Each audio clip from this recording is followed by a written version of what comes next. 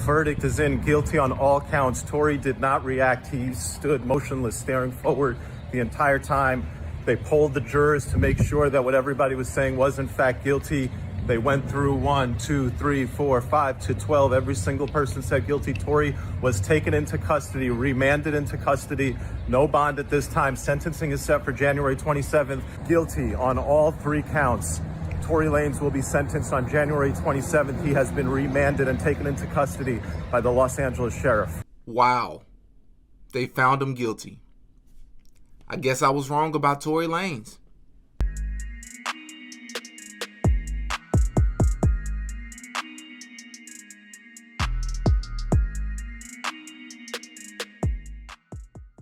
Oh yeah, Diddy got a podcast. Man, welcome back to another episode of the Ruling Class Podcast. And of course, I'm your host, Didi, back up in this bitch with another video. And listen, if you're new to the show, I just ask that you subscribe. If you're not new to the show, make sure that you're still subscribed. YouTube will unsubscribe people. They do that sometimes. I ask that everybody like this video, comment on this video, share this video. I would really appreciate it when you like the video. It pushes my video out in the algorithm to more people. And if there's ever been a video I would love for somebody to comment on, it would definitely be this video right here. I love y'all's feedback on this story. If you haven't seen, I covered the Tory Lanez and the Meg Thee Stallion trial and the entire situation surrounding it a few days ago. If you want to check that out, here's the video here. So I don't want to kind of like reiterate a lot of the things that I talked about in that video. I want to get to what happened yesterday. On December 23rd, 2022, it was official. The ruling was that Tory Lanez has been found guilty on all 3 counts, which a lot of people aren't paying attention to that. He's found guilty on all 3 counts, you know. And before we get into the court case, I want to actually read the court case. I want to say some things that people aren't saying. A lot of things people aren't talking about because a lot of people are afraid of being labeled certain things, you know, like a misogynist or a conspiracy theorist, you know, a sexist. I don't care about those terms. I don't care about those labels. You know, I look at the facts. I look at the evidence that's being presented. I look at what's not being presented. And I engage in something called critical thinking, right? I make educated guesses and opinions based on what's presented. And that's what we're going to be doing today. I don't care about any of your labels. This situation is weird. This case has been weird. I do believe that, you know, you have people out there who like to look at things as black and white and simplify things and just say, well, he was found guilty. So see, all you out there who was saying Tory Lanez was innocent, now what you got to say? Well, I say that the system is flawed. And I say a lot of us still don't know a lot of the details. And I think if you look at the court case, it speaks for itself. I think this situation has been very strange.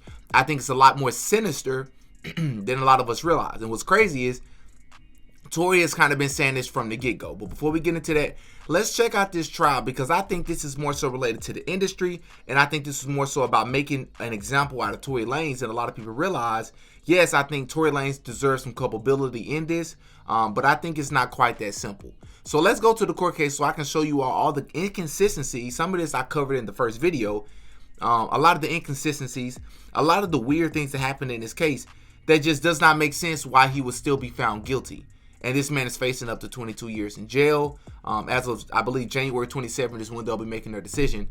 So let's go to the court case so I can read this to y'all so y'all can understand a little bit better why I'm saying this. Because this is not just a man taking up for another man. Because I know a lot of you out there like to think like that. That's not what this is about. This is a little bit deeper than that. And if you follow this channel, you know I hold a lot of people accountable, including a lot of black people accountable when we do things wrong so that we can get ourselves together, right? As a collective, as a group, right? And also as individuals. So it's not by me just taking up for him because he's a man. Let's go to what they said in the court case. The singer and rapper Tory Lanez has been found guilty on assaulting the rapper Meg Thee Stallion. The Canadian artist was convicted on all 3 charges in a Los Angeles courtroom on December 23, 2022. The charges stem from a dispute that took place on July 12, 2020 after the rappers left a pool party at Kylie Jenner's house in Los Angeles. Tory Lanez, real name Daystar Peterson, stood trial for 3 felony charges: assault with a semi-automatic weapon firearm, possession of a concealed unregistered firearm, and negligent discharge of a firearm. Tory was accused of assaulting Meg Thee Stallion, real name Megan Pete, by shooting her in both feet after an argument in a vehicle leaving the party spilled out onto the street after 4 a.m. A jury of 7 women and 5 men deliberated for 2 days in Los Angeles Superior Court after hearing arguments from both the prosecution and the defense in a high-profile trial that stretched on for the past 2 weeks, coming right up against the Christmas holiday weekend. During the last 2 weeks of witness and expert statements, the jury and members of the public listened to Meg's emotional testimony, unexpected twists in testimony, and varied interpretations of the hard evidence in the case. Megan was one of the first names called for the prosecution, and she gave her account of the assault, pointing to Tory in court as the shooter. Throughout the actual court case, she has been consistent with claiming, who shot her, but it was the inconsistencies in her story before the court that had a lot of people, including myself, not really wanting to believe her story and looking at her side eye. From her lying and saying that she stepped on glass, from her lying and said that her and Tory did not have a sexual relationship. I mean, just a lot of things that she was saying that was very inconsistent. The reasons why she didn't come out and say that Tory shot her to begin with, right? The Houston rapper also described how the assault in these proceedings have impacted her career and life the last 2.5 years. P talked about being repeatedly doubted and ostracized by some in the quote-unquote big boys club of the music industry, and being ridiculed, slut-shamed, and threatened online, which is another problem that I have. How do you create a career and you benefit from this career, right? Of, this sexual promiscuity and women empowerment and things of that sort. But then when you come in court and you have to talk about all these men that you've slept with, including it came out that you slept with a lot of the men that apparently Kelsey, your quote-unquote best friend at the time, was involved with, including Tory Lanez. How is that woman empowerment, right? It just does not make sense. You can't get in court and now all of a sudden when it's working against you, you want to pull the victim card. You want to pull, people are making, no, this is what you're doing. This is what you put out in your music. This is what you put out as your image. I mean, even down to the way that you dress to come to the courtroom. I know a lot of y'all out there who going to jump in the comment section and talk about I'm trying to control the way that women dress. It's not about that. Presentation, representation is everything. When you're coming to court trying to present yourself as the victim, it does not help you. And I seen a woman cover this perfectly. She said, how do you come to court and you're dressed with your cleavage, all that cleavage hanging out of your suit? The suit was really pretty. I understand the purpose of wearing the color purple, but why would you come with that much cleavage out? It just does not make any sense to anybody. Meg claims, I can't hold a conversation with people for a long time. I don't feel like I want to be on this earth. I wish he would have just shot and killed me. I knew I would have to go through this torture. After Meg's statements, the prosecution's key witness, Kelsey Harris, Meg's best friend, recanted her statement, delivering a blow to their case. Harris, the former best friend and assistant of Megan, was in the vehicle with the 2 rappers that night. Harris's testimony was highly anticipated as potential corroboration for what Megan claimed happened that night. They was expecting her to tell the truth, which pegs Tory as the shooter. Kelsey's testimony was also expected to lay the grounds for the defense to explore the theory that it was Kelsey and not Tory Lanez who was the shooter in this incident. This is because Tory's defense team argued that during the night of July 12, 2020, Meg's best friend at the time, Kelsey Harris, was romantically involved with Tory at the time, found out that Tory and Meg had some sort of romantic relationship, of course they did, as well, that led to an argument between the 2 women that then resulted to Kelsey shooting her.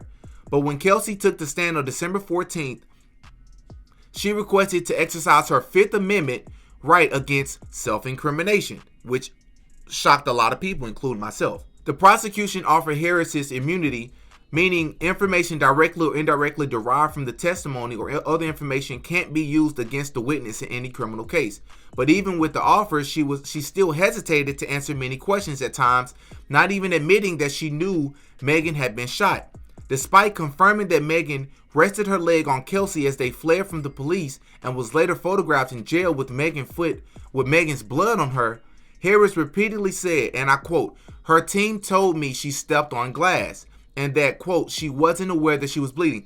If you're offered immunity, right, and you can't be charged based on what you say, and you still choose to not say something to help Meg Thee Stallion, what does that say? What does that communicate to us as the public? That's a major red flag. Not to mention, it's being reported that Kelsey and Megan have not spoken in the almost 3 years since this incident took place. They haven't even talked to each other. In his cross-examination of Kelsey, Tory's defense attorney, George, first asked if she had been bribed by his client based on her extreme hesitancy on the stand, something she denied. He then insinuated that Kelsey was being coerced by the district attorney's office. While mysterious factors causing large discrepancies between Kelsey's recorded interview and live testimony went unanswered, another red flag, Kelsey in both instances appeared emotionally distraught when talking about the dissolution of her friendship with Pete in the aftermath of the shooting. And what a lot of people don't know about Kelsey is that Kelsey is actually married. I believe his name is Darian or something like that, who is the CEO of 1501, which is a major confliction within the case. A lot of people overlook that. So y'all should really look into that. This is actually a married woman who's involved in all of this. And I haven't seen anybody cover that. They didn't know that. And you need to look at who she's married to. It'll answer a few things that I feel like have went unanswered. As the prosecution called DNA and gunshot residue experts, much of the direct evidence of the case didn't help prove what happened that night. It did not help prove what happened that night. If gunshot residue doesn't do it, what does? Both Kelsey Harris and Tory Lanez had gunshot residue on their hands. Tory's DNA was not found on the magazine of the firearm, but when it came to the firearm itself, the defendant's DNA results came back inconclusive, which means that they tested for Tory's DNA, but they didn't test for Kelsey's DNA. But even though both of them had gunshot residue, why? What's the reasoning for that? To me, that points that they were trying to single out this one person. They didn't care what the truth said. They cared about what narrative they were trying to paint. One fact that was unequivocal, though, Megan Thee Stallion was shot. The attendant orthopedic surgeon who assisted in removing bullet fragments out of Megan's feet testified to performing the surgery and confirmed that there were fragments too microscopic to remove, and that they are still in the heels of the rapper's feet today. Here's something else a lot of people aren't saying. They're saying that they found bullet fragments, not a bullet, which means what? There's a chance that Megan was never actually shot, so to speak. It's a chance that during the firing of whatever it is, and we're about to get into what the witness actually said, which is another red flag to this case and why it turned out the way that it turned out. There's a strong chance that Megan just caught the bullet fragments of maybe the gun or the bullet hitting the concrete, right? That isn't to say that somebody shouldn't pay the consequences for doing that to her, absolutely. But I'm saying it's a difference between shooting somebody and shooting the ground and the bullet fragments in your feet. There's a difference. And this is the part I really want to get to. 911 caller Sean Kelly, who claimed to see the fight from his bedroom window, testified that he did see quote-unquote two girls fighting at first, and that a quote-unquote muzzle flash went off closer to a woman, claiming that a woman fired a shot. But said he also saw Tory Lanez with his arms outstretched and firing wildly and violently, assaulting both women. Quote, they were all fighting. They all struggled continuously. This is what the witness said, which is very important. Tory Lanez is now facing 22 years in prison for the felony charges. His legal team will have a chance to appeal the decision. Now, this is what's very important, right? I believe that this is a lot more sinister. You just heard the complexities of this case, all the inconsistencies within the court. How do you have what was just presented and you find him guilty, right? Because if anything, how you offered immunity to Kelsey when it's being reported that she also fired shots too? How do you know it wasn't the bullet that she fired? See, it just doesn't make any sense to me. I think that this is more related to the music industry. I understand a lot of y'all don't think it's that simple. A lot of y'all feel like that's conspiracy theory, conspiracy theory talk. But that's really what I believe, because Tory was saying something years ago. Like he said, he met with DJ Academics one time on a live Twitch stream or something, and this is what he said. Check this out. Okay. So let me break down what he's saying. He's going through the stages of a record deal and a rapper getting on. Hopping, oh my gosh, you gotta get signed. You're gonna get signed one day. Boom. Let's give you a big advance, because you're popping. You're popping. Let's just give you a big ass advance. You're popping. Here's $5 million. You sign the deal now, right? They say, yo, you got $100,000, right? You get $100,000 for video, because we know the song is crazy. 100,000. Woo! And you like, I bet, I got 5 million. It is what it is, you know what I'm saying? Well, first, let's really just break this 5 million down for a second, okay? You have, you have 1 million or 2 million maybe for your advance pocket. Yeah. That's just for you to have in your pocket. That's the advance that thank you for signing. Like, you know what I'm saying? Like, that's what you should do just so you have it. We have the other 3 million so we can market you because you're so big, brother. How can we? If we need a big budget to market you, your song's gonna be big. At this point, that these streams make this money, you don't know because no one's telling you this. No one's telling you like these royalty checks. I made $10 million off the streams that I'm seeing. And it's like, yo, I deserve to be compensated. And furthermore, I should have paid out my advance now because, I got signed for $5 million, I made $10 million. I paid my back. No, brother. We made $10 million. We made $10 million. You made 1.8, right? And furthermore, we just spent $1 million in marketing. So let's take that down to 8. Hey, at least I got $500,000. They gave me $500,000 off this record. Oh, my record is still making a certain amount of money every single day. Your record is still, the first record still accumulating sales every single day. They're still getting paid off those sales, and you're only getting 18%. Now listen, 18% is if you're popping. You weren't super popping when we first signed, brother. So you didn't get 18%. You got 5%. So when you take a listen to what this man said, can somebody explain to me how they don't see the consistencies here, right? Tory went live one time and even talked about how Roc Nation reached out to him and told him that it would be in his best interest to not even, I believe, make any statements or something like that. I believe that Roc Nation, who is a very powerful company, I believe that they were upset that Tory Lanez decided to stay independent and not sign to them. Now, you may say, well, it's just music. Like, why would he sign? It's a lot deeper than that, right? When you're coming out and you're exposing certain things like bad deals that these record labels give to artists, right? And bad, advances that they give to artists and how they take advantage of the artists, that you're hurting, a large industry, man, a powerful industry. And I think it will stem from that. And I think they've been after him, and I think we saw the results here, right? I think just this year in general, man, like when you just look at everything that's been happening, I think it's just been a loss for a lot of so-called black men, right? You look at the Jada and the Will Smith situation, it was weird. Shout out to my man Tim Campbell, who reached out to me, man, good friend of mine, who presented to me and allowed me to see this from a different perspective. When you look at like the Will Smith and the Jada situation, it's like, I do not condone assaulting anybody. I don't think Will Smith should have got on stage and hit Chris Rock. Absolutely not. But I think when you look at the situation and people are calling Will Smith a simp, people are saying things like Will should toughen up and control his woman.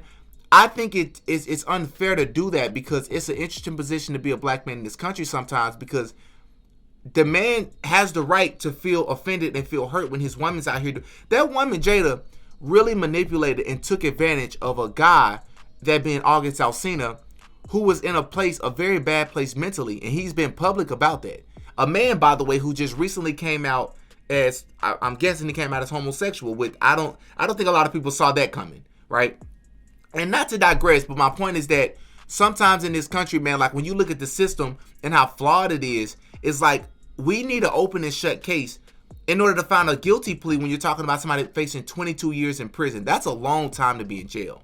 You know what I mean? Like, that's a really, really long time. And we're going to see, because, again, they have the option to appeal it, which I'm sure that they will. They're going to come out with more details surrounding this case. But I just don't like it at all. I don't like how Megan got to be inconsistent. I don't like how she got to lie and went on like this what do you call it? This tour, this media tour of lying. She went on Gayle King and said they had no relationship. Why do you think she did that? Because, as my man Tim Campbell pointed out to me, and I appreciate it, because it probably would have created motive, right? If it's presented that, oh, you found out that Tory Lanez, or I should say your friend found out that you and Tory Lanez had a sexual relationship, and her and Tory Lanez is also in a sexual relationship or a romantic relationship, there's motive. Y'all are upset with each other, y'all arguing with each other, y'all are drunk and intoxicated, and there's motive. So you decided to defute that motive by going on live television and claiming that you and Tory had no type of relationship, which I think caught a lot of people off guard because it seemed very obvious to a lot of us, right? I just think this situation is crazy. Y'all hop in the comment section and y'all give me y'all thoughts. What do y'all think about this? Until next time, peace. Oh, yeah, Diddy got a podcast.